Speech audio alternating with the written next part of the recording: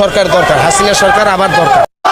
দর্শক, আপনারা দেখতে পাচ্ছেন ডক্টর ইউনূসের পদত্যাগের জন্য এখানে কিন্তু ঝাড়ু মিছিল হচ্ছে, জুতা মিছিল হচ্ছে এবং সরাসরি গণভবনের দিকে এগিয়ে যাচ্ছে এবং তাদের একটাই দাবি ডক্টর ইউনূস যাতে অতি দ্রুত পদত্যাগ করে। এবং এখানে কিন্তু লক্ষাধিক মানুষ উপস্থিত হয়েছে এবং সকলে কিন্তু ডক্টর ইউনূসের পদত্যাগ চাচ্ছে। এখানে দেখতে পাচ্ছেন মহিলারাও কিন্তু সেই মিছিলে সামিল হয়েছে এবং তাদেরও সেই একই দাবি, ডক্টর ইউনূস দেশ চালাতে অক্ষম এবং তিনি দেশ চালানোর মতো ক্ষমতা রাখে না।